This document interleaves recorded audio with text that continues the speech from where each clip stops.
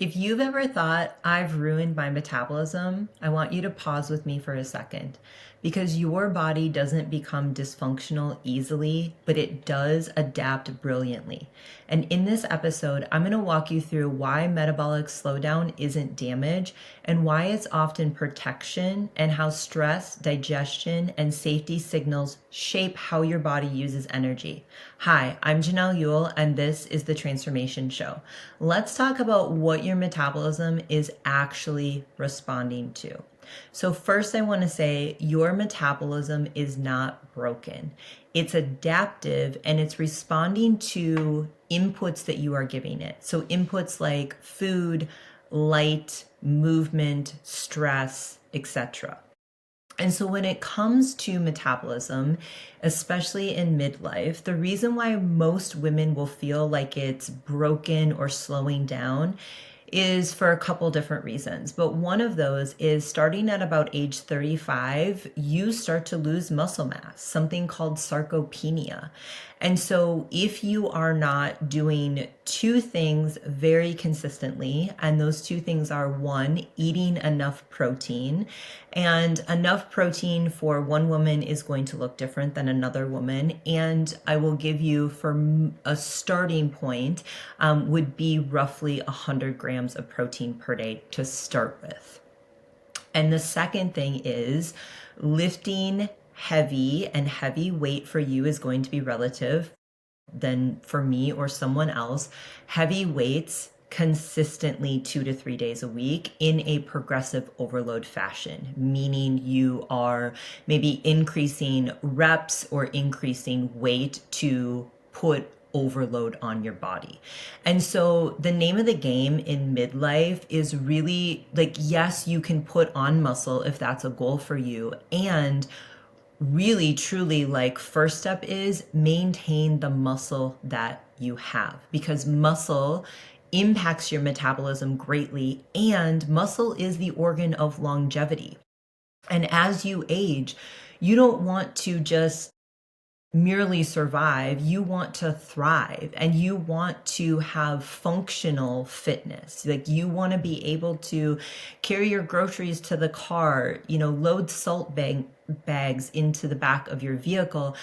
Like, when you go on trips or travel, you want to be able to experience things that maybe create a little bit of physical demand. One of the things that I talk with my clients about is being adventure ready, and that's really what that means for me. And so when it comes to metabolism, there's this misconception that in midlife, like 40s and 50s, that your metabolism slows down. And that's not actually true. And so, again, we're going to get into more reasons, but I just gave you one reason why you may think that. But studies actually show that your metabolism doesn't start slowing down until about age 60. And even then, it's at a pretty slow rate. So we've been taught to, quote unquote, blame our bodies, and that's not actually true. So where I want to go with this next is your adrenal glands. And your adrenal glands play a huge role in metabolism because they play a role with a hormone called cortisol. And cortisol is that stress hormone that's secreted by your adrenal glands. You've probably heard me talk about it before. And cortisol, insulin, and glucose are in this triad. And insulin is one of our hormones that tells our body to either store fat, or it tells our body to burn fat or release fat. And so your adrenal glands are not just responding to external stressors, they are also responding to internal stressors. And so this could be poor drainage pathways or poor liver health. It could be blood sugar dysregulation because you are skipping meals or not eating enough, or the composition of your meals isn't what would serve you best. Stress can be gut pathogens, overgrowth of opportunistic bacteria, yeast, fungus, pathogenic, like pathogens, like actually organisms. And it can also be inflammation. And so, speaking of gut pathogens and inflammation, the diversification of the type of bacteria that you have in your gut microbiome can absolutely impact your metabolism. So, when I am doing a GI map stool test, there are certain bacteria that I'm looking for that will potentially, for some people, create like those bacteria will excrete more calories from food. Now, this isn't the only reason why your metabolism is being affected, but it definitely is one. And so you can find out more about the GI map stool test if you visit thetransformationlife.com and go under functional testing. So back to the adrenals. When the adrenals have taken a hit for a long time because you have been under chronic stress, maybe you've gone through, a period of stress with one of your children or with aging parents or your spouse or even your own health. Maybe it has been career stress or business stress or financial strain, or you have been under eating for a really long time, or you've had high levels of inflammation, or like I said, it can be internal stress as well. So when those adrenals have taken a hit for a long time, or you are that overachieving woman that I talked about maybe in the last episode where you burn the candle at both ends, and you are the people pleaser, and you are the person who says, I'll do it, or you're the person who has a really hard time asking for help. When those adrenals have taken a hit for a long time because of this chronic stress, then the thyroid starts to become impacted. So if you are someone who has a thyroid diagnosis, your adrenals preceded what was happening with the thyroid. And your thyroid does have an impact on our metabolism, specifically your metabolic active form of thyroid hormone, which is called T3. And this is why it is so very, very important that women in midlife are getting a full thyroid panel so we can truly understand what is happening from the thyroid level. Because getting your TSH, which is called thyroid stimulating hormone, tested once a year at your annual physical is not telling you what's going on in the thyroid, because TSH is actually secreted by your pituitary gland, which is then signaling to your thyroid how much T4, which is thyroid hormone, but it's the inactive form, to secrete. And so this is something that I work with women on all the time, is like I alluded to in last week's episode, is like all your labs are quote unquote normal, but those labs are incomplete. And I recently had a full thyroid panel come back for a client, and I sent her interpretation video, and her response was, wow, this makes me feel like I'm not crazy. There's actually an explanation for why I have been experiencing and feeling the way that I do. And that's really, really important, because as women, we need that validation. And a lot of times, I don't think it's on purpose always. We're being gaslit by Western medicine. And so when it comes to thyroid, bringing the gut back into this conversation, your thyroid secretes something called T4, which is inactive, and your body needs to convert that to the metabolic active form. And this primarily happens in two places in your body. And one of those is the liver. And this is why making sure that your drainage pathways are open, making sure your liver health is well, is really important. And it also happens in the gut. And so if you've got things going on in the gut, like opportunistic bacteria, parasites, fungus, all of those things, your body isn't going to prioritize that conversion. And so that's where the gut comes into this conversation.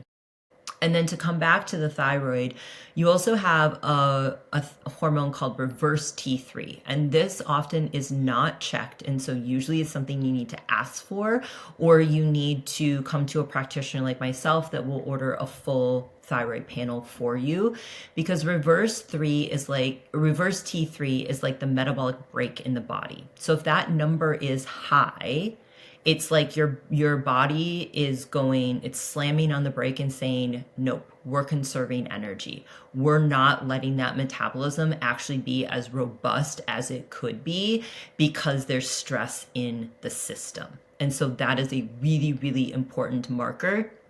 And that marker can give you insight into leptin and leptin resistance, which is something I talked about on last week's episode. And so again, that response that we often have is to just restrict more, and especially long term. Because it's like, okay, well, our metabolism, it's like, okay, well, we're either gaining weight or we're not releasing weight, or our energy, like we have fatigue. And so it's like, okay, well, I just need to restrict.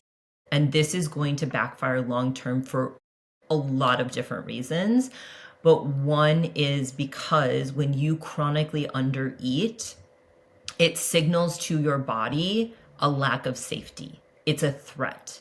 And so oftentimes you're moving into an activated state. It can actually cause more anxiety, more overwhelm, more irritation, more frustration, more anger, and it's negatively impacting your thyroid.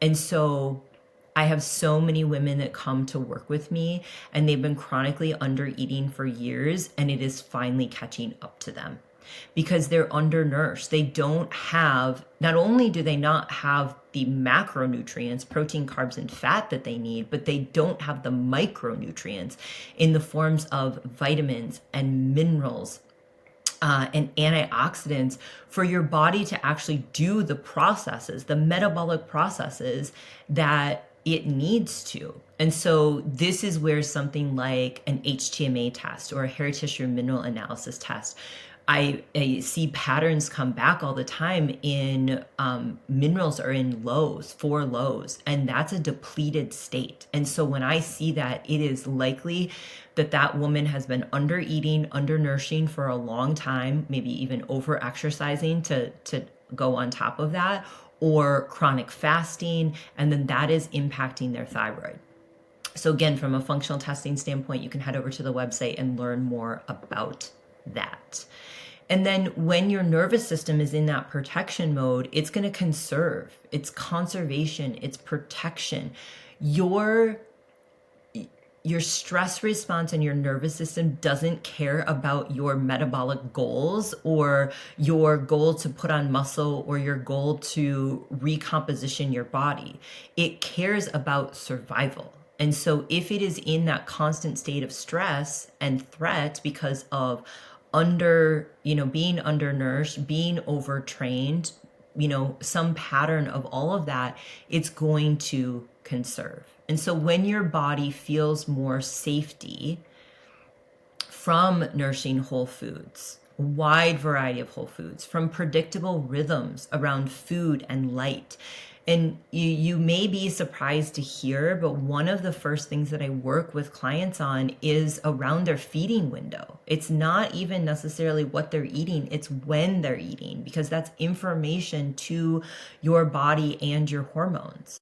As well as that question of what do I need right now and meeting those needs.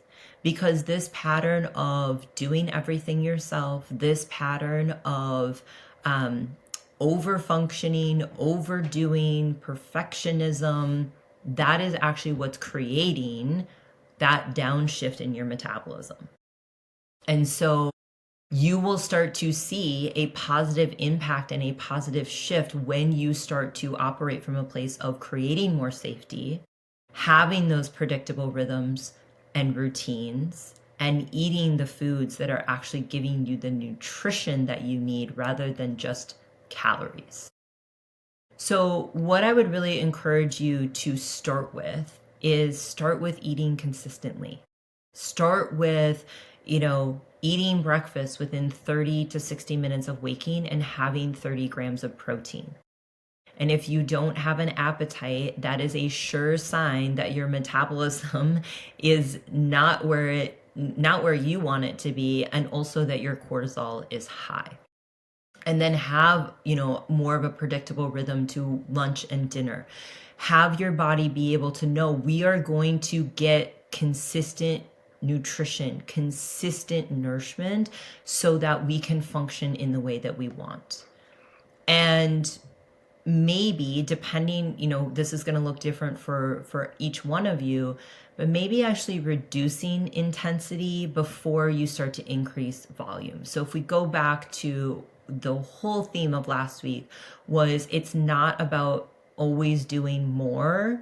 More is not necessarily better. Better is better. And so it's creating awareness around what your body actually needs, because I have found with myself and with a lot of women that I work with, is when you actually start to back off, especially if they are working out intensely most days of the week, for a period of time, actually backing off of that signals enough safety and gives the body enough recovery to actually start responding in the way that they want it to. So your metabolism isn't fragile, and I promise it is not ruined. I think about all the things I did in my 20s that were probably not great for my metabolism and health, and that is not what I experience today. So there is hope, is what I'm saying. Your metabolism is simply responding to the signals or the inputs that you are giving it. And so if you've ever believed that your metabolism was broken, I would love for you to share in the comments what actually made you start believing that. Where did you hear that, or where did that come from? And if you want more science-backed conversations with that sprinkle of nervous system and mindset that don't scare you into fixing yourself, make sure you're subscribed here on YouTube by clicking that bell icon, and subscribed and following the show on your favorite podcast platform. We'll keep building understanding one layer at a time. And I think I forgot to say this last week, so I will bring it back in. As always, have faith and take action.